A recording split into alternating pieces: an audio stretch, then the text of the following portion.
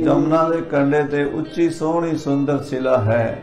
हुण तां कुछ समय तो ऐसी कार सेवा की मार वगी है बई ਉਹ पावन पवित्र ਜਿਹੜਾ कवि दरबार ਦਾ ਸਥਾਨ ਸੀ ਉਹਦਾ ਵੀ ਨਕਸ਼ਾ ਬਦਲ ਦਿੱਤਾ। बहुत कुछ इतिहास ਦਾ ਸਾਡਾ ਖਤਮ ਹੋ ਗਿਆ। पर ਅਸੀਂ ਉਹ ਵੇਖਿਆ ਹੈ ਜਮਨਾ ਦੇ ਕਿਨਾਰੇ ਤੇ बड़ा ही रमणीक थां सी जिथे पातशाह कवि दरबार करिया करदे सन। श्री पौंटा साहब विखे उस थां बड़ी साफ सुथरी है। चिक्कड़ दी उत्थे कोई भी किसी तरह का चिक्कड़ खोबा नहीं है। दोवे किनारे बड़े सोहने दिसदे हन। परला पासा भी बड़ा मन मोहणवा है ते उरला पासा भी बड़ा साफ सुथरा है। उथे आके सतगुरु जी ने अपनी बेड़ी रुकवा ली है। श्री गुरु गोबिंद सिंह साहब राजन के राजा महाराजन के महाराजा। ऐसो नाथ छोड़ ऐसो राज छोड़ और दूजा कौन ध्याई है। महाराज बेड़ी तो बाहर उतरे हन। खान पान कर निसाद ताई और लंगर प्रसाद छक के रात गुजारी है। जागे प्रभ प्रभात होए आए। अमृत वेले सवा पहर रात रहिंदी उठ पैंदे सन। सतगुरु दा नेम सीगा ਜਦੋਂ ਅੰਮ੍ਰਿਤ ਵੇਲਾ ਹੋਇਆ ਤੇ ਗੁਰੂ ਸਾਹਿਬ ਜਾਗੇ ਹਨ। ਆਪਣੀ ਨਿਤ ਕਿਰਿਆ ਕੀਤੀ ਹੈ। ਸੌਚ ਇਸ਼ਨਾਨ ਕੀਤਾ ਹੈ ਤੇ ਮਹਾਰਾਜ ਕਵੀ ਦਰਬਾਰ ਵਾਲੀ ਥਾਂ ਤੇ ਬਹਿ ਕੇ ਬਾਣੀ ਰਚਣ ਲੱਗੇ ਹਨ। ਬੜੀ ਸੁੰਦਰ ਕਵਿਤਾ ਸਤਿਗੁਰੂ ਜੀ ਰਚਦੇ ਹਨ ਜਿਹਦੇ ਵਿੱਚੋਂ ਸਾਧ ਸੰਗਤ ਜੀ ਸਭ ਤੋਂ ਪਹਿਲਾਂ ਮਹਾਰਾਜ ਨੇ ਕ੍ਰਿਸ਼ਨ ਅਵਤਾਰ ਦੀ ਰਚਨਾ ਕੀਤੀ ਹੈ। ਸਭ ਤੋਂ ਪਹਿਲਾਂ ਕ੍ਰਿਸ਼ਨ ਅਵਤਾਰ ਦੀ ਰਚਨਾ ਕੀਤੀ ਹੈ। 17 ਸੈਫ ਚਵਤਾਲ ਮੈਂ ਪੋਥੀ ਰਚੀ ਸੁਧਾਰ। ਪਹਿਲਾ ਜਿਹੜਾ ਮਹਾਰਾਜ ਨੇ ਰਾਧਾ ਤੇ ਕ੍ਰਿਸ਼ਨ ਦੇ ਪ੍ਰੇਮ ਦਾ ਵਰਣਨ ਹੈ ਨਾ, ਸਭ ਤੋਂ ਪਹਿਲਾਂ ਇਹਦੇ ਉੱਤੇ ਕਲਮ ਚਲਾਈ ਹੈ। ਬਹੁਤ ਸੁੰਦਰ ਮਹਾਰਾਜ ਲਿਖਦੇ ਨੇ। ਕਹਿੰਦੇ ਪੂਰਨਮਾਸ਼ੀ ਦੀ ਰਾਤ ਹੈ ਤੇ ਉਹਦੀ ਚਾਂਦਨੀ ਵਿੱਚ ਰਾਧਾ ਵੀ ਚਾਂਦਨੀ ਵਰਗੀ ਸੁੰਦਰ। ਇਹੋ ਜਿਹੇ ਸੋਹਣੇ ਸੋਹਣੇ ਛੰਦ ਗੁਰੂ ਗੋਬਿੰਦ ਸਿੰਘ ਸਾਹਿਬ ਜੀ ਲਿਖਦੇ ਹਨ। ਤੇ ਕ੍ਰਿਸ਼ਨਾ ਅਵਤਾਰ ਦੀ ਭਗਵਾਨ ਸ਼੍ਰੀ ਕ੍ਰਿਸ਼ਨ ਜੀ ਮਹਾਰਾਜ ਦੀ ਕਥਾ ਦਸਮ ਕਥਾ ਭਗਵਤ ਕੀ। ਇਹ ਭਾਗਵਤ ਪੁਰਾਣ ਜੋ ਹੈ ਇਹਦੇ 12 ਸਕੰਦ ਹਨ ਤੇ ਇਹਦਾ ਜਿਹੜਾ 10ਵਾਂ ਸਕੰਦ ਹੈ ਉਹਦੀ ਗੁਰੂ ਸਾਹਿਬ ਟ੍ਰਾਂਸਲੇਸ਼ਨ ਕਰ ਰਹੇ ਨੇ, ਉਹਦਾ ਅਨੁਵਾਦ ਕਰ ਰਹੇ ਨੇ। ਉਹਦੇ 90 ਅਧਿਆਏ ਹਨ ਜਿਹੜਾ ਗੁਰੂ ਸਾਹਿਬ ਜੀ ਨੇ ਕ੍ਰਿਸ਼ਨਾ ਅਵਤਾਰ ਨਾਮ ਹੇਠ ਅਨੁਵਾਦ ਕੀਤਾ ਹੈ। ਮਹਾਰਾਜ ਸੱਚੇ ਪਾਤਸ਼ਾਹ ਸਵੇਰ 6 ਵਜੇ ਦੇ ਬੈਠੇ ਹੁੰਦੇ ਨੇ ਤੇ 10 ਵਜੇ ਤੱਕ ਬੈਠੇ ਹੀ ਰਹਿੰਦੇ ਨੇ। ਇੱਕ ਪਹਿਰ ਲਗਭਗ 3 ਘੰਟੇ ਗੁਰੂ ਸਾਹਿਬ ਜੀ ਰੋਜ਼ ਬਾਣੀ ਉਚਾਰਦੇ ਨੇ ਤੇ ਲਿਖਾਰੀ ਬਾਣੀ ਲਿਖੀ ਜਾਂਦੇ ਨੇ। ਇਕਾਂਤ ਵਿੱਚ ਬਾਣੀ ਲਿਖਦੇ ਨੇ। ਕਿਹੜੀ ਬਾਣੀ? ਜਿਹਦਾ ਆਪਾਂ ਰੋਜ਼ ਦੋਹਰਾ ਪੜ੍ਹਦੇ ਹਾਂ, ਦਸਮ ਕਥਾ ਭਾਗਵਤ ਕੀ। ਪਾਖਾ ਕਰੀ ਬਣਾਏ। ਕਹਿੰਦੇ ਅਸੀਂ ਦਸਮ ਸਕੰਦ ਦੀ ਕਥਾ ਭਾਸ਼ਾ ਦੇ ਵਿੱਚ ਲਿਖ ਰਹੇ ਹਾਂ, ਆਮ ਬੋਲੀ ਦੇ ਵਿੱਚ ਉਚਾਰਨ ਕਰ ਰਹੇ ਹਾਂ। ਅਵਰ ਬਾਸਨਾ ਨਾਹੇ ਪ੍ਰਭ, ਹੋਰ ਮੇਰਾ ਕੋਈ ਪ੍ਰਯੋਜਨ ਨਹੀਂ ਹੈ। ਧਰਮ ਯੁੱਧ ਕੇ ਜਾਏ, ਕਿਉਂਕਿ ਇਸ ਕਥਾ ਨੂੰ ਪੜ੍ਹ ਕੇ ਸੂਰਮੇ ਬਹਾਦਰ ਯੋਧੇ ਨਿਤਰਨਗੇ ਜੰਗ ਦੇ ਮੈਦਾਨ ਵਿੱਚ। ਗੁਰੂ ਸਾਹਿਬ ਸੱਚੇ ਪਾਤਸ਼ਾਹ ਐਸੀ ਕਥਾ ਭਗਵਾਨ ਕ੍ਰਿਸ਼ਨ ਜੀ ਦੀ ਲਿਖਦੇ ਹਨ। ਜਦੋਂ ਬਾਣੀ ਉਚਾਰਨ ਕਰਦੇ ਨੇ ਕ੍ਰਿਸ਼ਨਾ ਅਵਤਾਰ ਦੀ, ਉਸ ਵੇਲੇ ਮਹਾਰਾਜ ਦੇ ਦਰਸ਼ਨ ਕਿਸੇ ਨੂੰ ਨਹੀਂ ਹੁੰਦੇ। ਸਭ ਨੂੰ ਹੁਕਮ ਹੈ ਵੀ ਇੱਧਰ ਨਹੀਂ ਆਉਣਾ, ਕਿਉਂਕਿ ਜੇ ਕੋਲ ਜਾਏਗਾ ਡਿਸਟਰਬ ਕਰੇਗਾ, ਗੱਲਾਂ ਬਾਤਾਂ ਛੇੜੇਗਾ। ਸਾਧ ਸੰਗਤ ਜੀ ਬਚਨ ਉਹ ਕਰਨਾ ਚਾਹੀਦਾ ਹੈ ਜਿਹਦੀ ਲੋੜ ਹੋਵੇ। ਜਿਹੜੇ ਬਚਨ ਦੀ ਲੋੜ ਨਹੀਂ, ਫਾਲਤੂ ਬਚਨ ਨਹੀਂ ਕਰਨਾ ਚਾਹੀਦਾ। ਸਤਿਗੁਰੂ ਪਾਤਸ਼ਾਹ ਇਕਾਂਤ ਦੇ ਵਿੱਚ ਬੈਠੇ ਹਨ, ਸਾਰਿਆਂ ਨੂੰ ਵਰਜ ਦਿੱਤਾ ਇੱਧਰ ਕੋਈ ਨਾ ਆਵੇ, ਗੱਲਾਂ ਬਾਤਾਂ ਨਾ ਕਰੇ। ਕਹਿੰਦੇ ਦੂਰ ਦੂਰ ਲੋਕ ਰਹਿੰਦੇ, ਸਭ ਨੂੰ ਪਤਾ ਹੈ ਵੀ ਇਸ ਵੇਲੇ ਸਤਿਗੁਰੂ ਬਾਣੀ ਉਚਾਰਨ ਕਰ ਰਹੇ ਨੇ ਤੇ ਬਾਣੀ ਉਚਾਰਨ ਕਰਦਿਆਂ ਨੂੰ ਡਿਸਟਰਬ ਨਹੀਂ ਕਰਨਾ। ਉਹਨਾਂ ਦੇ ਕੋਲ ਗੱਲਾਂ ਬਾਤਾਂ ਨਹੀਂ ਕਰਨੀਆਂ, ਰੌਲਾ ਨਹੀਂ ਪਾਉਣਾ। ਸ਼ਾਂਤ ਚਿੱਤ ਹੋ ਕੇ ਸਤਿਗੁਰੂ ਬਾਣੀ ਉਚਾਰਦੇ ਰਹਿੰਦੇ ਨੇ ਤੇ ਲਿਖਾਰੀ ਲਿਖਦੇ ਰਹਿੰਦੇ ਨੇ। ਮਨ ਟਿਕਾ ਕੇ ਬਾਣੀ, ਦਸਮ ਦੀ ਬਾਣੀ ਜਿਹੜੀ ਹੈ ये पौंटा साहब की धरती ते महाराज लिख रहे ने दसम कथा भगवत की। ऐसी सुंदर बाणी लिख रहे ने। नगर पावटा शुभ करण जमुना बह समीप, जमुना लागियों दी लंघ रही है, सिला ते बैठे हैं। ते साध संगत जी इत्थे फिर जमुना रौला पांदी है, खड़ाक करदी है, ठा ठा पानी आउंदा है। वो आवाज आउण करके महाराज दी बिरती भंग हुंदी है। ते फिर एक दिन सुते सिद्ध कहंदे जमुना रौला ना पा। अज तक तुसी जाके देख लो श्री पौंटे साहब किलोमीटर ऊपर चले जाओ तो बड़ा रौला है, ते किलोमीटर थले आ जाओ तो बड़ा रौला है। पर जिथे महाराज दा दरबार है पौंटा साहब, जिन्ना मर्जी हड़ आया होवे पानी दी आवाज नहीं आउंदी उत्थे। खुशियां दे जगारे जावे सोरे हाला जावे पंत पातशाह गुरु गोबिंद सिंह साहब नु पावे।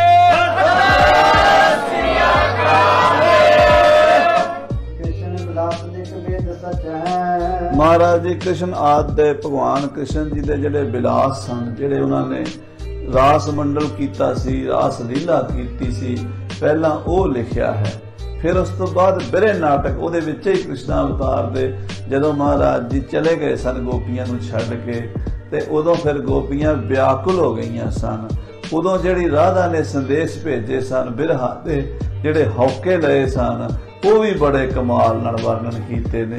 जिहड़ा उदों ने आके कृष्ण जी दा संदेश गोपियां नूं दिता सी, वो भी लिखिया। उदों इन्हां गोपियां दी अखियां दा जोग सारा नंद दे कुमार नूं जरूर जाए आखना। वो सारे बचन कलगीधर पातशाह बड़े सुंदर ढंग नाल सोईयां विच कविता विच लिखदे हन। आद राधिका गोपी वृंद, राधिका जदों रुस गई सी ते उदों गोपियां नूं मनाण गईयां सन, ते इत्थों तक तरले लै लै के मिन्नतां कर करके जदों मना के हार गईयां सन, ते राधा नहीं सी आई, फिर कृष्ण जी आप मनाण गए सन। वो सारा प्रकरण कलगीधर पातशाह ने बहुत कमाल लिखिया है।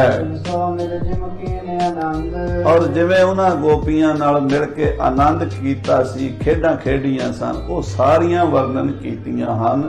ये साध संगत जी बड़ी सूखम खेड है। आम लोकी जिहड़े जिन्नी जिन्नी किसी दी बिरती है ना, ओना ओना समझदे है, क्योंकि साडी दृष्टि विकारी है ना। सानू सारे ही अपने रोगी के भाणे सब रोगी, सानू सारे अपने वर्गे दिसदे है, पर कदी गोपियां वर्गा बनता कोई जावे। आखो सतनाम श्री अकाल। गोपियां वर्गा बनना औखा है, राधा वर्गा बनना औखा है, उदां दा प्यार भगवान नाल करना औखा है। तां ही दा सतगुरु पातशाह महाराज कहंदे आपे गोपी आपे काना आपे गऊ चरावे बाना। ये गुरु ग्रंथ साहिब दी बाणी है। ਜਿਹੜੇ ਦਸਮ ਦੀ ਬਾਣੀ ਦੇ ਕਿੰਤੂ ਕਰਦੇ ਨੇ, ਉਹ ਕਹਿੰਦੇ ਅਸੀਂ ਤਾਂ ਆਪ ਦੀ ਬਾਣੀ ਨੂੰ ਮੰਨਦੇ ਆ, ਤੇ ਆਪ ਦੀ ਬਾਣੀ 'ਚ ਕਿਹੜਾ ਨਹੀਂ ਲਿਖਿਆ ਹੋਇਆ। ਆਪ ਦੀ ਬਾਣੀ 'ਚ ਵੀ ਲਿਖਿਆ ਆਪੇ ਗੋਪੀ ਆਪੇ ਕਾਨਾ ਆਪੇ ਗਊ ਚਰਾਵੇ ਬਾਨਾ। ਇਹ ਸਾਰੀ ਲੀਲਾ ਸਤਿਗੁਰੂ ਜੀ ਲਿਖਦੇ ਹਨ। ਸਤਿਗੁਰੂ ਪ੍ਰੇਮ ਲਗਾਏ, ਮਹਾਰਾਜ ਪ੍ਰੇਮ ਦਾ ਵਰਣਨ ਕਰਦੇ ਨੇ। ਤੇ ਇੱਕ ਜਗ੍ਹਾ ਤੇ ਫਿਰ ਜਦੋਂ ਗੋਪੀਆਂ ਰਾਧਾ ਰੁੱਸੀ ਹੁੰਦੀ ਹੈ, ਤੇ ਉਹ ਫਿਰ ਕੀ ਕਹਿੰਦੀ ਹੈ? ਕਹਿੰਦੀ ਹੈ प्रेम करना किहड़ा सारियां नूं आउंदा है। आखो सतनाम। कहंदे इहदा मतलब यह है एक वो बंदे ने जिहड़े बिना प्रीत कीते ही प्रीत करदे। सानू नहीं, असीं उहनूं नहीं प्रेम करदे, पर सानू प्रेम कर रहा। कई बारी ऐसे चांस मां पुत्र नूं प्यार कर रही, बेशक पुत्र मां नूं करे ना करे, मां कर रही है। आखो सतनाम। बिना प्रेम कीते ही प्रेम करदे ने। एक वो होंदे ने जिहड़े बराबर प्रीत करदे ने, बराबर जवाब दिंदे ने भी उन्हें मैनूं प्रेम कीता ते मैं भी उहनूं प्रेम करां। तीजे वो होंदे ने जिहड़े बराबर प्रेम कर ते नहीं सकदे, पर इन्ना पता हुंदा भी फलाना मैनूं प्रेम करदा है। कहंदे चौथे वो होंदे ने जिहड़े प्रीत दी रीत समझदे ही नहीं। जिहड़ा कोई प्रीत करे उहनूं दुश्मन समझदे ने। वो कहते आ बंदा जिहड़ा मैनूं प्रीत कर रहा है ना, पता नहीं मेरे तो की मंगना चाहुंदा, की लेना चाहुंदा, उहदे नाल सगों होर ज्यादा नफरत करदे ने। ये गल गोपियां ने उथे चतुरपुरख भेद लिखिया दसम पातशाह ने सवैया लिखिया नर एक अकीन ही प्रीत करे एक कीन करे एक कीन जो जान है एक ना प्रीत के भेद जन है जो प्रीत करे अर कहते ही मन है। सो ऐसी सुंदर रचना श्री कलगीधर जी करते हन। फिर इहो जी रचना है हुण इत्थे दसम दा स्वरूप खोल के बह जाइए तो साडा उधर ध्यान चला जाना। कृष्ण अवतार की जदों कथा महाराज करावेगा फिर उत पता लगेगा। 444 छंद तो शुरू कर लो कृष्ण अवतार वेखो तुसी अगे फिर तुकांत विच 35 पाई हुई है। अखीर विच जे मान लो असवैया खत्म हो रहा ते ईड़ी नाल हो रहा ऊड़े नाल हो रहा फिर ऐड़े नाल हो रहा ईड़ी नाल हो रहा सस्से नाल हो रहा फिर हाहे नाल हो रहा फिर कक्के नाल हो रहा फिर खखे नाल हो रहा फिर उहदे गग्गे नाल हो रहा फिर घग्गे नाल हो रहा फिर नंगे नाल हो रहा फिर कच्चे सच्चे। वो पुन तुकांत तुकांत हुंदा जिथे लास्ट तुक दी अखीरली पंक्ति खत्म होंदी है ना जिथे जाके जिवें आपां पढ़दे हैं पाएंगे जब ते तुमरे तब ते को आंख तरे नहीं आन्यो जाइए ते होड़ा आन्यो ते राम रहीम कुरान कुरान अनेक है मत एक ना मान्यो इनू योग जिथे लगा तुकांत है तुक दा अंत है। इदां दे महाराज ने 444 छंद तो जिहड़ा कृष्ण अवतार दा है उथों फिर तुकांत विच 35 पाई है। इन्ना कमाल दी रचना कीती है सतगुरु जी ने। वड्डे वड्डे कवियां दे हत्थ कन्नां नूं लग जांदे आ कहंदे कित्थों बाणी आ रही सी। सो सतगुरु इदां दी रचना रचदे हन।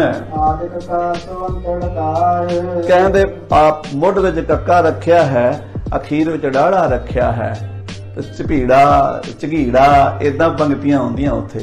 ਇਹ ਮਹਾਰਾਜ सच्चे पातशाह राड़े अखर दे नाल पूरी खत्म कीती है जाके 35 ਜਿਹੜੀ दसम दे कृष्ण अवतार विच लिखी है। अखर कर्म अनुसार वर्णन किया जो गुरु महाराज दी बाणी विच ने जो पंजाबी च आपां ऊड़ा एड़ा 35 अखर पढ़दे आ उन्हां दा स्टैप बाय स्टैप है ना।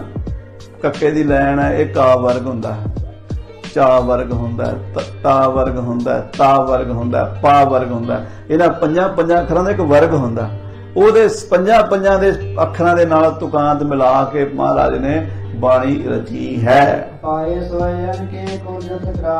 इस सवैयां दे अखीर विच महाराज ने रखी है। कविराज भाई संतोख सिंह जी क्योंकि दसम दे भी बड़े विद्वान सन वो सारी कमाल दी रचना उन्होंने पढ़ी हुई सी तां ही एडी सोहनी रचना रच रहे ने। कहंदे सतगुरु आप इदां दी बाणी रचदे हन। कहंदे जेड़े दसम दे पाठी हन सियाणे समझदार जिन्हां नूं पता है जिन्हें ध्यान नाल एकदम हुंदा भी उदां ही पाठ कर लेना वेख के एक हुंदा भी हर चीज ते ध्यान देना भी बाणी किदां रची है छंदां दी रचना किवें है अलंकारां दी रचना किवें है अर्थ भाव की हन। जेड़ा पूरे गौं नाल पढ़ेगा ना ਉਹਨੂੰ फिर दसम ਦੇ ਵਿੱਚੋਂ ਇਹੋ ਜਿਹੀ ਚਮਤਕਾਰੀ ਚੀਜ਼ਾਂ ਮਿਲਣਗੀਆਂ ਤੇ ਜਿਹੜਾ ਫਿਰ ਧਿਆਨ ਨਾਲ ਪੜ੍ਹ ਲੈਂਦਾ ਉਹ ਫਿਰ ਦਸਮ ਦੇ ਉੱਤੇ ਸ਼ੰਕਾ ਨਹੀਂ ਕਰਦਾ। ਸਾਧ ਸੰਗਤ ਜੀ ਉਹ ਆਪਣੇ ਗੁਰੂ ਦੀ ਬਾਣੀ ਤੇ ਕਿੰਤੂ ਨਹੀਂ ਕਰਦਾ ਭਾਵੇਂ ਉਹਦਾ ਸਿਰ ਵੱਢ ਦਿਓ। ਹਾਂਜੀ ਇਤਿਹਾਦਿਕ ਬਹੁਤ ਚਤੁਰਤਾ ਦੇ ਨਾਲ ਬੜੀ ਸਿਆਣਪ ਦੇ ਨਾਲ ਦਸਵੇਂ ਪਾਤਸ਼ਾਹ ਕਲਗੀਧਰ ਜੀ ਕ੍ਰਿਸ਼ਨ ਅਵਤਾਰ ਦੀ ਰਚਨਾ ਕਰ ਰਹੇ ਹਨ ਔਰ ਬੜੀ ਸੋਹਣੀ ਕਵਿਤਾ ਬਣਾ ਕੇ ਆਪਣੇ ਗ੍ਰੰਥ ਵਿੱਚ ਰੱਖ ਰਹੇ ਹਨ।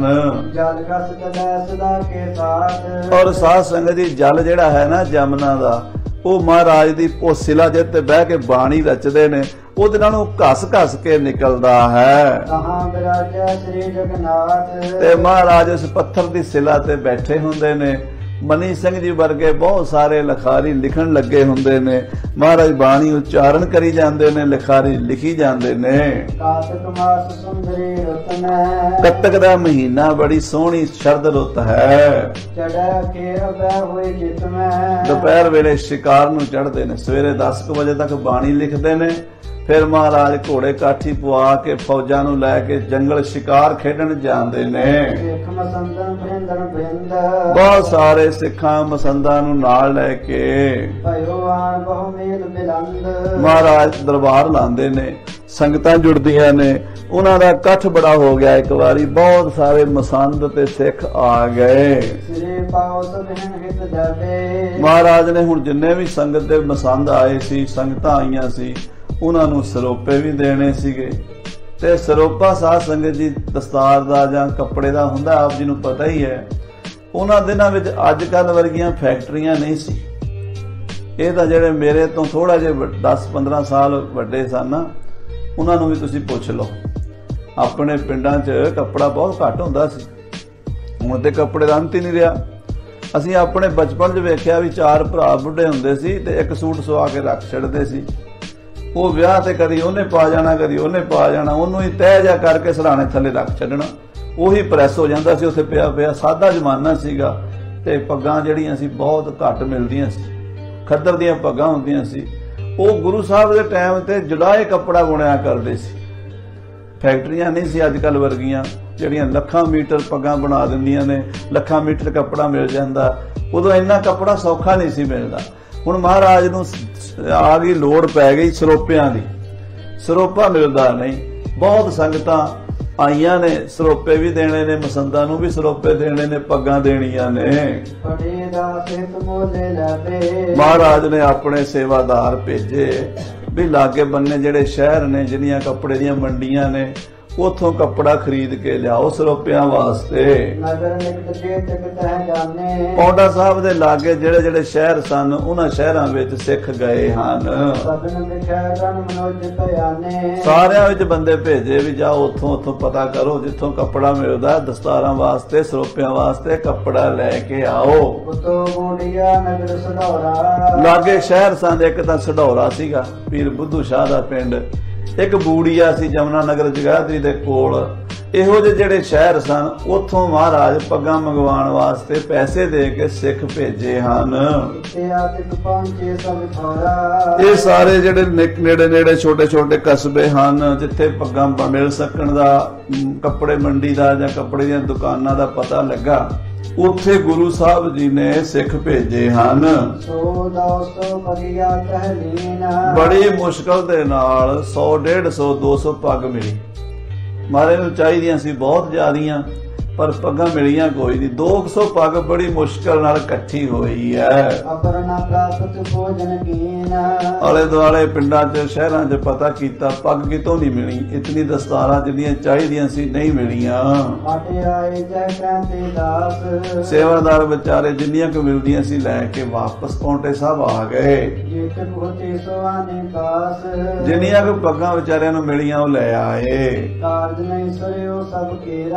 ਪਰ ਜਿੰਨੀ ਸੰਗਤ ਆਈ ਸੀ, ਜਿੰਨੇ ਸਰੋਪੇ ਦੇਣੇ ਸੀ, ਜਿੰਨੇ ਮਸੰਦ ਸੀ, ਉਹਨੇ ਕੱਪੜੇ ਦੀ ਜਿਹੜੀ ਥੋੜ ਪੂਰੀ ਨਹੀਂ ਹੋਈ, ਯਾਨੀ ਕੰਮ ਨਹੀਂ ਸਰਿਆ।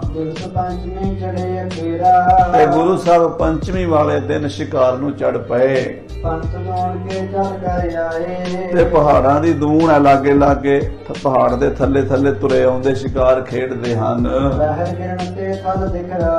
ਪਹਾੜਾਂ ਤੋਂ ਥੱਲੇ ਮੈਦਾਨੀ ਇਲਾਕਾ ਹੈ। ਸਾਧ ਸੰਗਤ ਜੀ, ਖਿਜਰਾਬਾਦ ਦਾ ਸ਼ਹਿਰ ਆਉਂਦਾ ਛੋਟਾ ਜਿਹਾ, ਏਦਾਂ ਹੀ ਫਿਰ ਕਪਾਲ ਮੋਚਨ ਆਉਂਦਾ ਹੈ, ਇਸੇ ਤਰ੍ਹਾਂ ਫਿਰ ਸਢੌਰਾ ਹੈ, ਇੱਕ ਪਾਸੇ ਬੂੜੀਆ ਜਮਨਾ ਨਗਰ ਜਗਾਦਰੀ ਹੈ।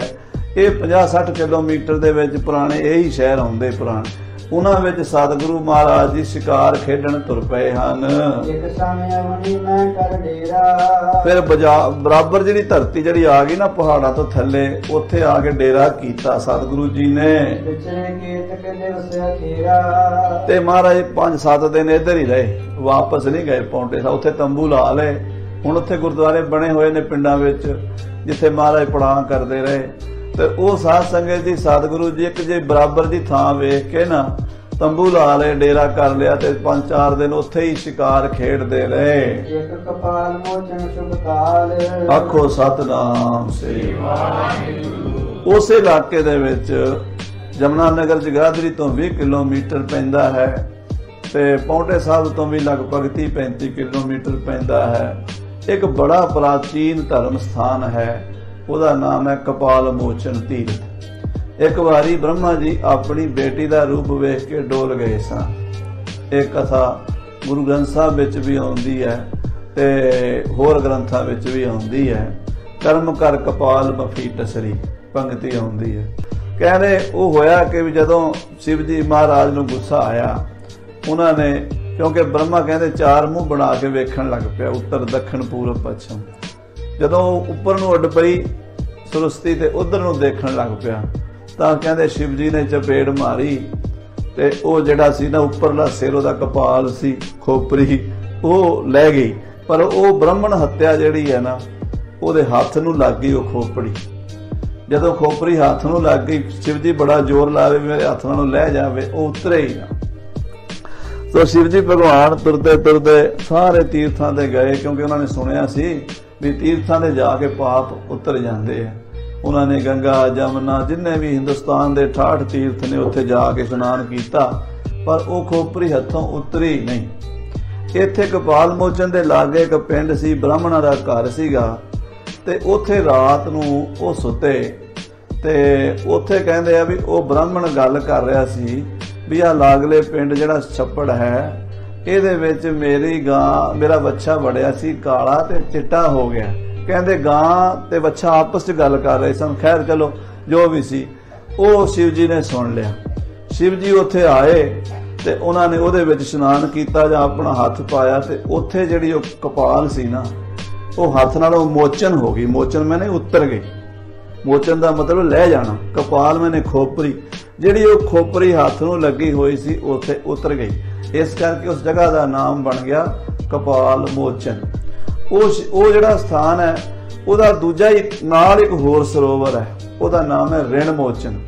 ਜਦੋਂ ਪਾਂਡਵਾਂ ਨੇ ਜੰਗ ਕੀਤਾ, ਆਪਣੇ ਚਾਚੇ ਤਾਏ ਦੇ ਪੁੱਤਰਾਂ ਨੂੰ ਮਾਰ ਦਿੱਤਾ, 100 ਕੌਰਵਾਂ ਨੂੰ, ਆਪਣੇ ਗੁਰੂ ਨੂੰ ਮਾਰਤਾ, द्रोणाचार्य ਨੂੰ, ਆਪਣੇ ਦਾਦੇ ਭੀਸ਼ਮ ਪਿਤਾਮਾ ਨੂੰ ਮਾਰਤਾ, ਤੇ ਬਾਅਦ ਵਿੱਚ ਮਨ 'ਚ ਬੜੀ ਗਿਲਾਨੀ ਆਈ ਵੀ ਆਪਣੀ ਕੁਲ ਨੂੰ ਅਸੀਂ ਮਾਰ ਦਿੱਤਾ, ਆਪਣੇ ਭਰਾ ਬੰਧੂ ਮਾਰਤੇ ਨੇ, ਬੜਾ ਪਾਪ ਹੈ। ਉਹ ਫਿਰ ਇੱਥੇ ਆ ਕੇ ਪਾਂਡਵਾਂ ਨੇ ਆਪਣੇ ਸ਼ਸਤਰ ਧੋਏ ਸਨ, ਇਸ ਕਰਕੇ ਕਹਿੰਦੇ ਨੇ ਰਿਣ ਲਾਇਆ ਸੀ, ਰਿਣ ਮੋਚਨ। ਉਹ ਜਿਹੜਾ ਤੀਰਥ ਹੈ ਨਾ ਕਪਾਲ ਮੋਚਨ ਤੇ ਰਿਣ ਮੋਚਨ, ਉੱਥੇ ਸਾਹਿਬ ਸ੍ਰੀ ਗੁਰੂ ਨਾਨਕ ਦੇਵ ਮਹਾਰਾਜ ਸੱਚੇ ਪਾਤਸ਼ਾਹ ਵੀ ਚਰਨ ਪਾਏ, ਉਹਨਾਂ ਦਾ ਗੁਰਦੁਆਰਾ ਵੀ ਹੈ। ਉਹਦੇ ਲਾਗੇ ਹੀ ਸਤਿਗੁਰੂ ਗੁਰੂ ਕਲਗੀਧਰ ਪਾਤਸ਼ਾਹ ਜੀ ਆ ਗਏ ਹਨ।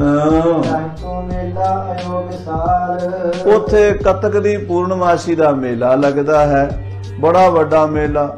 ਸਾਧ ਸੰਗਤ ਜੀ ਹੁਣ ਵੀ ਜਿੱਡਾ ਹੋਲੇ ਮਹੱਲੇ ਦਾ ਮੇਲਾ, ਐਡਾ ਵੱਡਾ ਮੇਲਾ ਹੁੰਦਾ ਗੁਰੂ ਨਾਨਕ ਦੇਵ ਜੀ ਦੇ ਗੁਰਪੁਰਬ ਵਾਲੇ ਦਿਨ ਦਾ।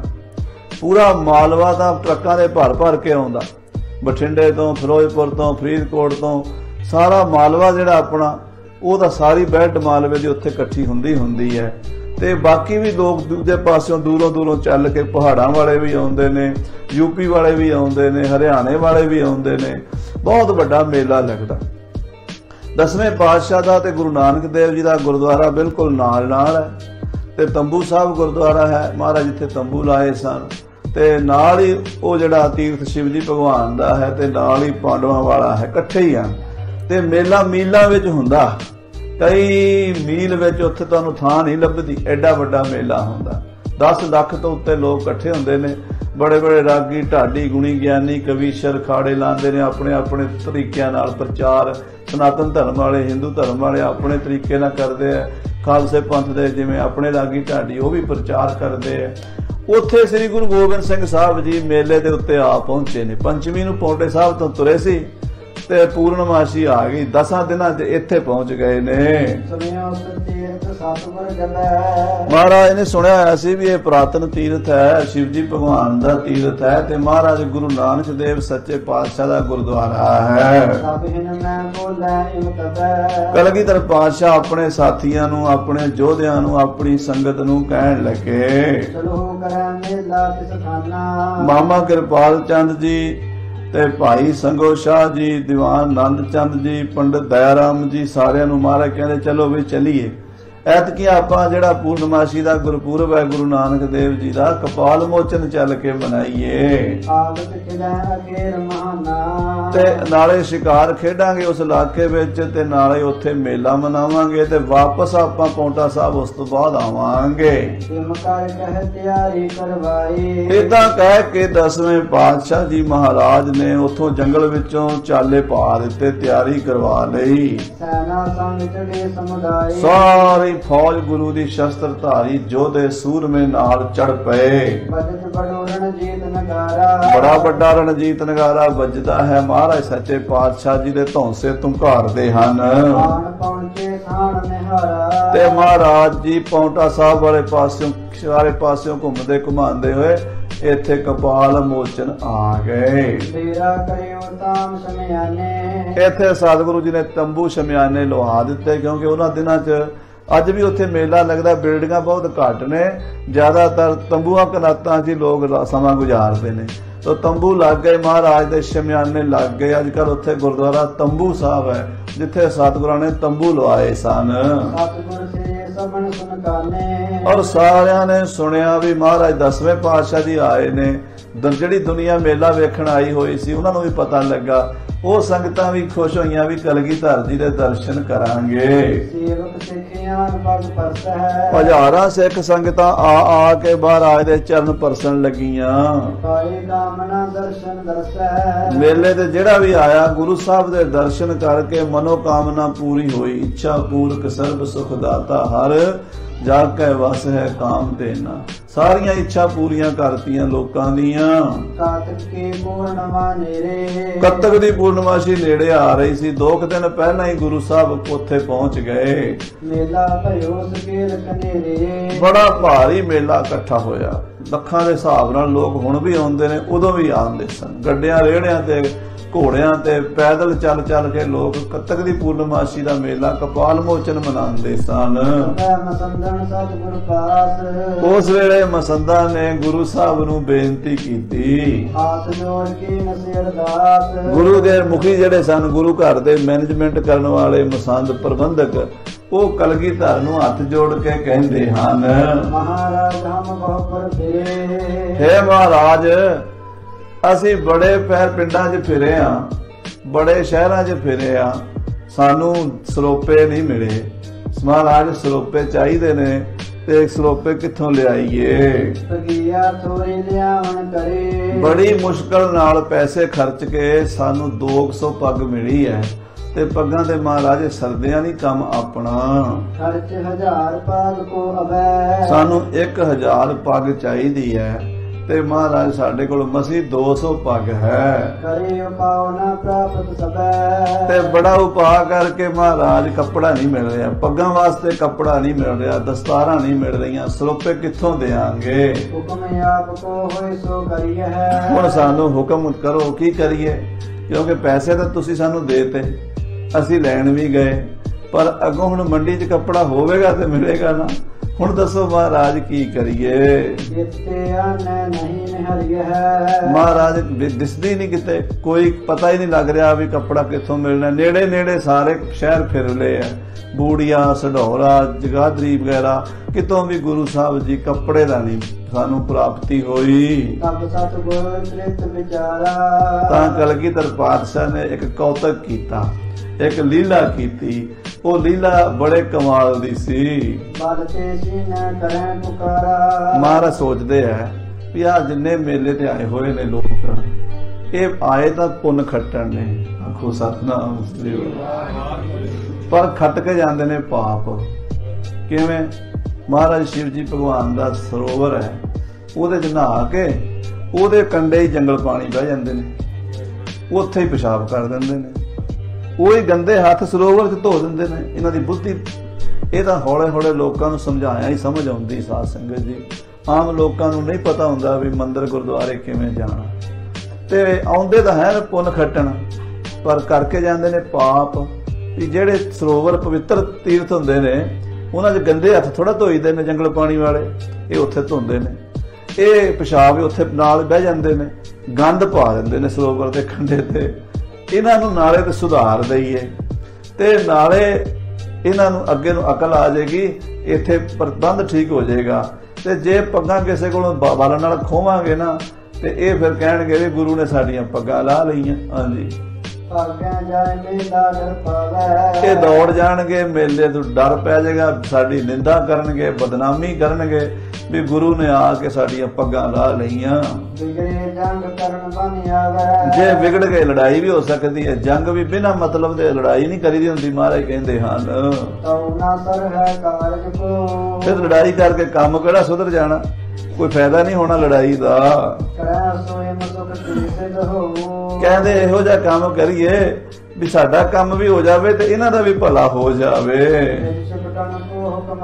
ਮਹਾਰਾਜ ਨੇ ਆਪਣੀ ਫੌਜ ਨੂੰ ਬੁਲਾ ਲਿਆ, ਆਪਣੀ ਫੌਜ ਦੇ ਸਿਪਾਹੀਆਂ ਨੂੰ ਹੁਕਮ ਦਿੱਤਾ।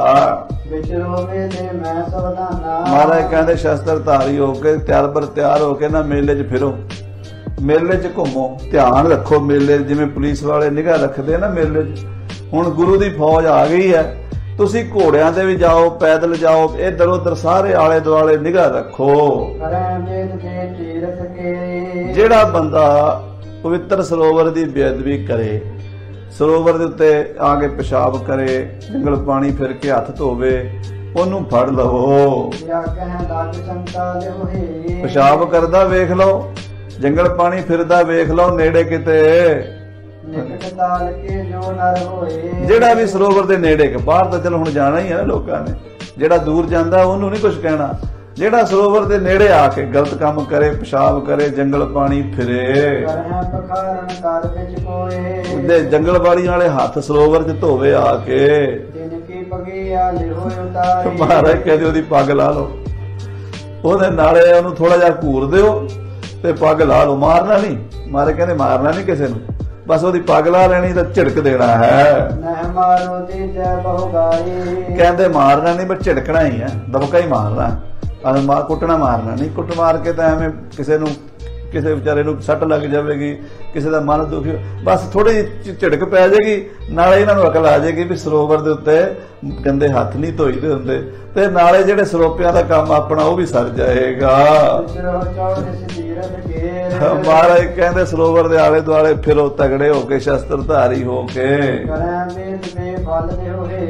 ਜਿਹੜਾ ਬੇਅਦਬੀ ਕਰੇ ਉਹਨੂੰ ਫਲ ਦਿਓ। ਇਹ ਸਰੋਵਰ ਦੀ ਬੇਅਦਬੀ ਰੁਕਵਾਣੀ ਹੈ। ਇਹ ਅਸੀਂ ਇਹ ਬਾਰ-ਬਾਰ ਆਉਂਦੇ ਨੇ, ਹਰ ਸਾਲ ਆਉਂਦੇ ਨੇ। ਐਤਕੀ ਇਹਨਾਂ ਨੂੰ ਥੋੜਾ ਜਿਹਾ ਸਮਝਾ ਦਿਆਂਗੇ, ਹਰ ਸਾਲ ਬੜੀ ਸ਼ਰਧਾ ਨਾਲ ਆਉਣਗੇ, ਚੰਗੀ ਤਰ੍ਹਾਂ ਰਹਿਣਗੇ, ਸਫਾਈ ਰੱਖਣਗੇ। ਹੁਣ ਉੱਥੇ ਹੀ ਮਹਾਂਪੁਰਸ਼ ਆਉਂਦੇ ਨਹਾਉਣ ਵਾਸਤੇ, ਉੱਥੇ ਹੀ ਆਮ ਸੰਗਤ ਆਉਂਦੀ ਨਹਾਉਣ ਵਾਸਤੇ, ਤੇ ਉੱਥੇ ਇਸ਼ਨਾਨ ਕਰਦਿਆਂ ਕੋਈ ਗੰਦੇ ਹੱਥ ਵਿੱਚ ਧੋ ਗਿਆ ਹੋਵੇ ਤੇ ਕਿੱਡਾ ਪਾਪ ਹੈ। ਇਹ ਮਹਾਰਾਜ ਕਹਿੰਦੇ ਰੁਕਵਾਣਾ ਹੈ।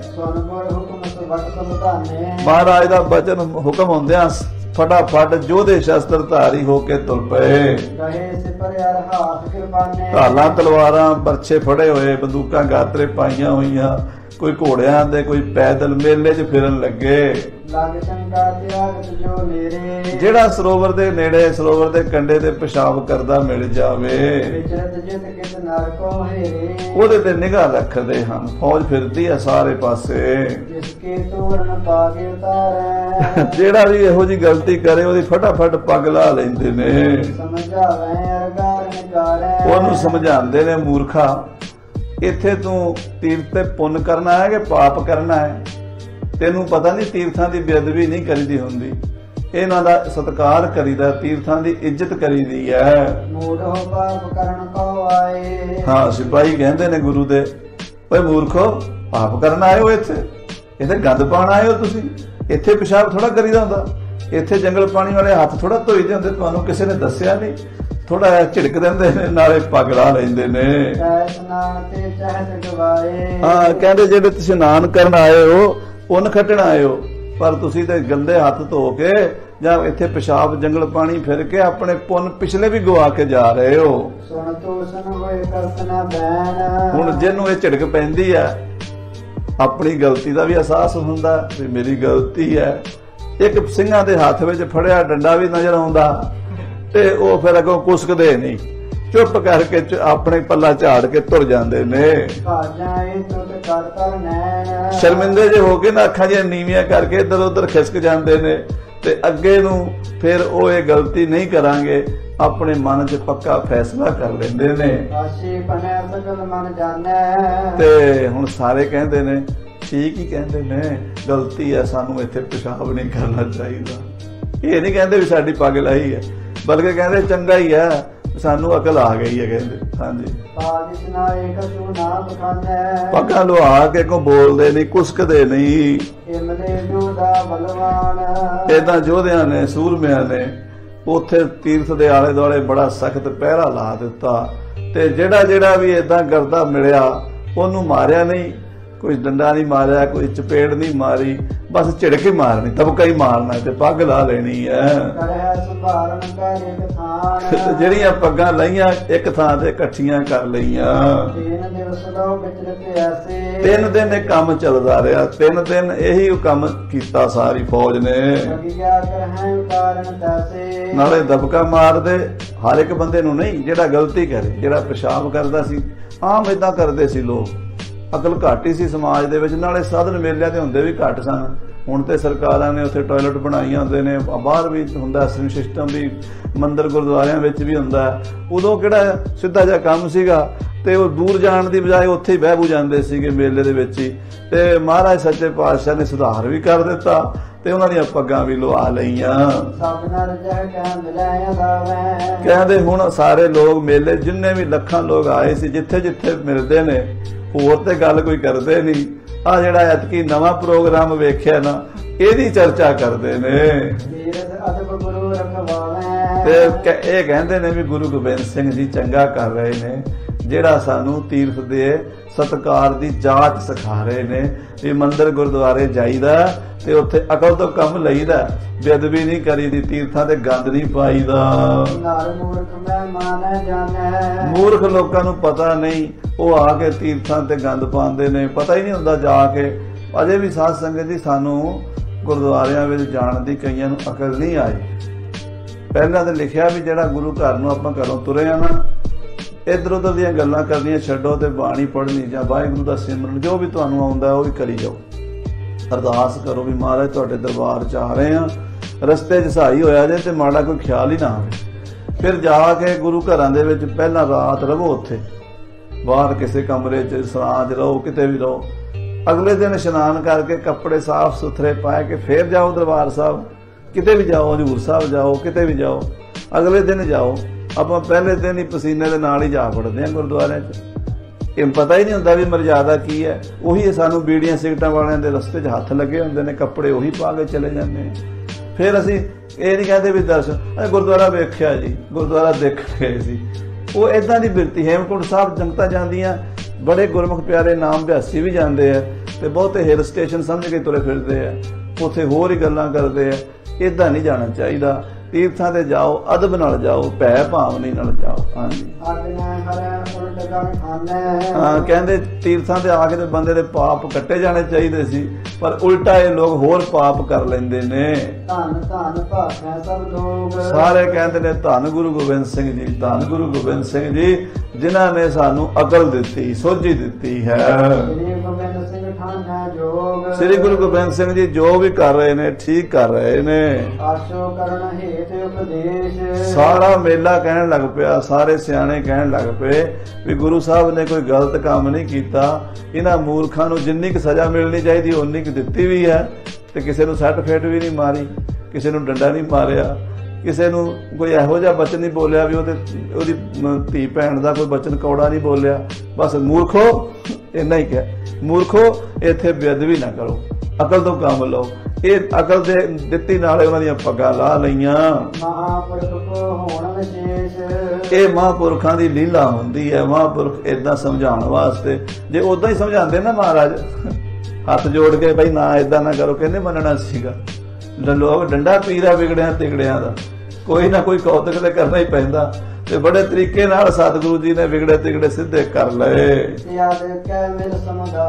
ਇਸ ਤਰ੍ਹਾਂ ਸਾਰੇ ਆਪਸ ਚ ਮਿਲ ਕੇ ਗੁਰੂ ਸਾਹਿਬ ਦੀ ਤਾਰੀਫ ਕਰਦੇ ਆ। ਸਾਰੇ ਕਹਿੰਦੇ ਠੀਕ ਕੀਤਾ ਹੈ। ਨਾਲੇ ਆਪਣੀਆਂ ਪੱਗਾਂ ਲਵਾਈਆਂ ਲੋਕਾਂ ਨੇ, ਨਾਲੇ ਪਛਤਾਉਂਦੇ ਆ, ਤੇ ਨਾਲੇ ਕਹਿੰਦੇ ਅੱਗੇ ਨੂੰ ਗਲਤੀ ਨਹੀਂ ਕਰਾਂਗੇ, ਕੰਨਾਂ ਨੂੰ ਹੱਥ ਲਾਉਂਦੇ ਆ। 3 ਦਿਨ ਮੇਲਾ ਇਕੱਠਾ ਰਿਹਾ, 3 ਦਿਨ ਬੜਾ ਮੇਲਾ ਭਰਿਆ। ਤੇ ਜਿਹੜੀ ਮਹਾਰਾਜ ਦੇ ਕੋਲੇ ਪੱਗਾਂ ਲਾ ਕੇ ਆਈਆਂ, ਇਕੱਠੀਆਂ ਕੀਤੀਆਂ, ਮਹਾਰਾਜ ਦਾ ਇਹਦੇ ਜਸ ਹੋਇਆ ਬੜਾ। ਤੇ ਸਾਰੇ ਦਰਸ਼ਨ ਕਰਦੇ ਤੇ ਆ ਕੇ ਮਹਾਰਾਜ ਨੂੰ ਕਹਿੰਦੇ, ਜਿਹੜੇ ਸਿਆਣੇ ਪੰਡਤ ਲੋਕ ਨਾ ਉੱਥੋਂ ਦੇ, ਮਹਾਰਾਜ ਤੁਸੀਂ ਬੜੀ ਕਿਰਪਾ ਕੀਤੀ, ਅਕਲ ਦਿੱਤੀ ਨਾ, ਤੇ ਸਾਡੇ ਤੇ ਵੀ ਕਿਰਪਾ ਕਰੋ। ਮਹਾਰਾਜ ਨੇ ਇੱਕ ਪਟਾ ਵੀ ਉਹਨਾਂ ਨੂੰ ਲਿਖ ਕੇ ਦਿੱਤਾ, ਅਜੇ ਵੀ ਉਹਨਾਂ ਕੋਲ ਪਿਆ, ਤਾਂਬੇ ਦਾ ਪਟਾ ਹੈ। ਉਹਦੇ ਤੇ ਸਤਿਗੁਰੂ ਜੀ ਨੇ ਪਹਿਲਾਂ ਇਹ ਪ੍ਰਥਮ ਭਗਉਤੀ ਵਾਲੀ ਪੌੜੀ ਆਉਂਦੀ ਹੈ, ਫਿਰ ਉਹਨਾਂ ਦੇ ਨਾਮ ਬਖਸ਼ਿਸ਼ ਲਿਖੀ ਹੋਈ ਹੈ। ਤੇ ਉਹ ਗੁਰੂ ਸਾਹਿਬ ਸੱਚੇ ਪਾਤਸ਼ਾਹ महाराज कलगीधर जी दे लोग दर्शन करते हैं, भेटा देंदे आ। ਅਗਿਆਗਨੀ ਸਾਤ ਸਹਿ ਭਈ ਉਹ ਜਿਹੜੀ ਮੇਲੇ 'ਚ ਪੱਗਾਂ ਲਈਆਂ ਸੀ, ਉਹਦੀ ਗਿਣਤੀ 700 ਹੋਈ। 700 ਪੱਗਾਂ ਆ ਗਈਆਂ। ਧੋਵਣ ਹੇਤ ਤੁਕਿਆ ਕੋ ਦਈ ਮਹਾਰਾਜ ਨੇ ਸਾਰੀਆਂ ਕਹਾ ਧੋਬੀ ਨੂੰ ਦਿਓ, ਧੁਆ ਲਵੋ। ਕਰਚਾ ਤਿਆਗ ਗੁਰੂ ਟਿਕਿਆਨੀ ਧੋਬੀ ਨੇ ਧੋ ਕੇ ਸਾਫ਼ ਕਰਕੇ ਤੈਅ ਕਰਕੇ ਗੁਰੂ ਸਾਹਿਬ ਕੋਲ ਲੈ ਆਂਦੀਆਂ। ਆਦਿਨ ਰੁਚਿ ਸਪੈਦ ਮਹਾਨੀ ਬੜੀਆਂ ਸਾਫ਼ ਸੁਥਰੀਆਂ ਸ਼ਪੈਦ ਪੱਗਾਂ ਸਨ।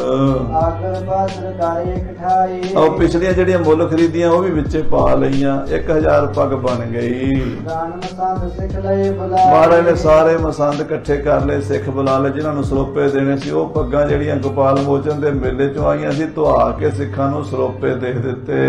ਸਭ ਕੇ ਸੀਸ ਦੇ ਬੰਦਵਾਏ ਸਾਰਿਆਂ ਦੇ ਸਿਰ ਤੇ ਬਣਵਾ ਦਿੱਤੀਆਂ। ਇਸ ਪ੍ਰਕਾਰ ਦੇ ਕਰ ਸਰਪਾਏ ਇਸ ਤਰ੍ਹਾਂ ਸਰੋਪੇ ਦੇ ਕੇ ਸਿੱਖ ਵੀ ਤੋਰ ਦਿੱਤੇ ਤੇ ਮੇਲੇ ਦਾ ਵੀ ਸੁਧਾਰ ਕਰ ਦਿੱਤਾ। ਸੰਗਤ ਬ੍ਰਿੰਦ ਮਸੰਦ ਜੇ ਆਏ ਜਿੰਨੇ ਸਿੱਖ ਸੰਗਤ ਤੇ ਮਸੰਦ ਆਏ ਸਨ, ਕਰੇ ਵਿਦਾ ਸਭ ਸਦਨ ਸਦਾ ਸਾਰੇ ਵਿਦਾ ਕੀਤੇ ਤੇ ਉਹ ਆਪਣੇ ਆਪਣੇ ਘਰਾਂ ਨੂੰ ਚਲੇ ਗਏ। ਤਕ ਦਿਨ ਰਾਖਿਓ ਦਾ ਡੇਰਾ ਕਈ ਦਿਨ ਮਹਾਰਾਜ ਕਪਾਲ ਪਹੁੰਚਣ ਤੀਰਥ ਤੇ ਡੇਰਾ ਰੱਖਿਆ ਕਈ ਬਾਰ ਚੜ ਗਏ ਫੇਰਾ ਤੇ ਕਈ ਵਾਰ ਸ਼ਿਕਾਰ ਨੂੰ ਚੜੇ ਗੁਰੂ ਸਾਹਿਬ ਜੀ ਗਏ ਹਨ ਖੇਡਣ ਸ਼ਿਕਾਰ। ਇੱਥੋਂ ਅਣਖ ਬਿਜਨ ਕੇ ਕਰੇ ਬਿਲਾਸਾ ਅਨੇਕਾਂ ਤਰ੍ਹਾਂ ਦੇ ਕੌਤਕ ਵਿਲਾਸ ਇਸ ਨਗਰ ਵਿੱਚ ਰਹਿ ਕੇ ਕੀਤੇ ਹਨ। ਜਗ ਤੀਰਥ ਪਰ ਕੀਨ ਸਬਾਸਾ ਔਰ ਇਹ ਤੀਰਥ ਬੜਾ ਪਵਿੱਤਰ ਪ੍ਰਾਚੀਨ ਤੀਰਥ ਹੈ। ਮੇਲੇ ਤੋਂ ਬਾਅਦ ਵੀ ਗੁਰੂ ਸਾਹਿਬ ਇੱਥੇ ਠਹਿਰੇ ਹਨ। ਸੁਣ ਸੁਣ ਜਸ ਸੇਵਕ ਸਮੁਦਾਏ ਗੁਰੂ ਦਾ ਜਸ ਸੁਣ ਕੇ ਸਿੱਖ ਸੰਗਤਾਂ ਧਰ ਧਰ ਭਾਵ ਦਰਸ ਕੋ ਆਏ ਭਾਵਨਾ ਦੇ ਨਾਲ ਦਰਸ਼ਨ ਆਉਂਦੀਆਂ ਨੇ, ਭੇਟਾ ਲੈ ਕੇ ਦਰਸ਼ਨ ਕਰਨ ਆਉਂਦੀਆਂ ਨੇ। ਜਸਾ ਸਿਕਤ ਕੀ ਧਰੈ ਕੋਰ ਜੋ ਕਿਸੇ ਦੀ ਸਮਰੱਥਾ ਹੁੰਦੀ ਹੈ, ਕੋਈ ਮਾਇਆ ਲੈ ਕੇ ਆਉਂਦਾ ਹੈ, ਕੋਈ ਸ਼ਸਤਰ ਬਸਤਰ ਲੈ ਕੇ ਆਉਂਦਾ ਹੈ, ਕੋਈ ਘੋੜਾ ਲੈ ਕੇ ਆਉਂਦਾ ਹੈ, ਜੈਸੀ ਜੈਸੀ ਕੋਈ ਸ਼ਰਧਾ ਨਾਲ ਭੇਟਾ ਲੈ ਕੇ ਆਉਂਦਾ, ਗੁਰੂ ਸਾਹਿਬ ਨੂੰ ਮੱਥਾ ਟੇਕਦੇ ਨੇ। ਕਦਮ ਬੰਦਮ ਬੰਦੈ ਕਰ ਜੋੜ ਮਹਾਰਾਜ ਦੇ ਚਰਨ ਕਮਲਾਂ ਤੇ ਮੱਥਾ ਟੇਕਦੇ, ਹੱਥ ਜੋੜ ਕੇ ਨਮਸਕਾਰ ਕਰਦੇ ਹਨ। ਧਰੈ ਕਾਮਨਾ ਪਾਏ ਸੁਧਾਰੈ ਸੱਚੇ ਪਾਤਸ਼ਾਹ ਦੇ ਦਰਸ਼ਨ ਕਰਕੇ ਮਨੋਕਾਮਨਾ ਪੂਰੀ ਕਰਕੇ ਚਲੇ ਜਾਂਦੇ ਨੇ। ਅਨੇਕ ਪ੍ਰਕਾਰ ਸੋ ਜਸ ਵਿਸਤਾਰੈ ਔਰ ਮਹਾਰਾਜ ਸੱਚੇ ਪਾਤਸ਼ਾਹ ਦਾ ਅਨੇਕ ਪ੍ਰਕਾਰ ਨਾਲ ਜਸ ਕਰਦੇ ਨੇ। ਹੁਣ ਸਤਿਗੁਰ ਕਰਕੇ ਇਸ਼ਨਾਨਾ ਫਿਰ ਮਹਾਰਾਜ ਇਸ ਤੀਰਥ ਤੇ ਇਸ਼ਨਾਨ ਕਰਕੇ ਜਹਤ ਪਾਉ ਟੇਕੀ ਅਸਤਿਆਨਾ ਸ੍ਰੀ ਪੌਂਟਾ ਸਾਹਿਬ ਵਾਪਸ ਜਾਣਾ ਚਾਹੁੰਦੇ, ਤਿਆਰੀ ਕੀਤੀ ਵਾਪਸ ਜਾਣ ਦੀ। ਗਰਜਤ ਬਹੁਰਨ ਜੀਤ ਨਗਾਰਾ ਰਣਜੀਤ ਨਗਾਰਾ ਗਰਜਦਾ ਜਾਂਦਾ ਹੈ। ਜੜੀ ਬਾਹਨੀ ਹੋਏ ਹੋਏ ਪਿਆਰਾ ਸੂਰਮੇ ਘੋੜਿਆਂ ਤੇ ਸਵਾਰ ਹੋ ਕੇ ਨਾਲ ਚੱਲੇ ਨੇ। ਪੰਥ ਪਾਉ ਟੇ ਕਰ ਕਰ ਗਏ ਮਹਾਰਾਜ ਪੌਂਟੇ ਸਾਹਿਬ ਦੇ ਰਾਹ ਪਏ ਨੇ। ਇਹ ਕਪਾਲ ਮੋਚਨ ਦੀ ਕਥਾ ਸਾਧ ਸੰਗਤ ਜੀ ਸਤਿਗੁਰੂ ਜੀ ਨੇ ਆਪਣੀ ਬਾਣੀ ਚਰਿਤ੍ਰੋਪਖਿਆਨ ਵਿੱਚ ਵੀ ਲਿਖੀ ਹੈ।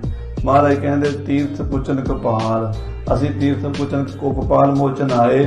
ਉੱਥੇ ਇਹ ਪੱਗਾਂ ਵਾਲੀ ਗੱਲ ਵੀ ਮਹਾਰਾਜ ਨੇ ਆਪ ਲਿਖੀ, ਆਪਣੀ ਕਲਮ ਨਾਲ ਲਿਖੀ ਹੈ। ਕਵੀ ਭਾਈ ਸੰਤੋਖ ਸਿੰਘ ਨੇ ਇਹ ਪ੍ਰਸੰਗ ਸਾਰਾ ਦਸਮ ਦੇ ਵਿੱਚੋਂ ਲਿਆ ਹੈ। ਸੋ ਸਾਧ ਸੰਗਤ ਜੀ ਇਹ ਕੌਤਕ ਕਰਕੇ ਵਾਪਸ ਪੌਂਟੇ ਨੂੰ ਚਲੇ ਗਏ। ਇਤਨੇ ਸਮਾਗ ਬਸ ਪਹੁੰਚਤ ਭਾਈ ਇੱਕ ਰਾਤ ਰਸਤੇ 'ਚ ਰਹਿ ਕੇ ਤੇ ਅਗਲੇ ਦਿਨ ਪੌਂਟੇ ਪਹੁੰਚ ਗਏ। ਸੋ ਸਾਧ ਸੰਗਤ ਜੀ ਇਸ ਤਰ੍ਹਾਂ ਸ੍ਰੀ ਗੁਰੂ ਗੋਬਿੰਦ ਸਿੰਘ ਸਾਹਿਬ ਜੀ ਮਹਾਰਾਜ ਕਲਗੀਧਰ ਪਾਤਸ਼ਾਹ ਨੇ ਕੌਤਕ ਕੀਤੇ ਹਨ। ਬੇਅੰਤ ਕੌਤਕ ਕਰਕੇ ਸੰਗਤਾਂ ਦਾ ਬੇੜਾ ਭਵ ਸਾਗਰ ਤੋਂ ਪਾਰ ਲੰਘਾਇਆ। ਸੱਚੇ ਪਾਤਸ਼ਾਹ ਜੀ ਦੀ ਇਹ ਕਥਾ ਆਪ ਜੀ ਦੇ ਨਾਲ ਹਾਜ਼ਰੀ ਭਰ ਕੇ 2-3 ਦਿਨ ਇੱਥੇ ਸਰਵਣ ਕਰਾਈ ਹੈ।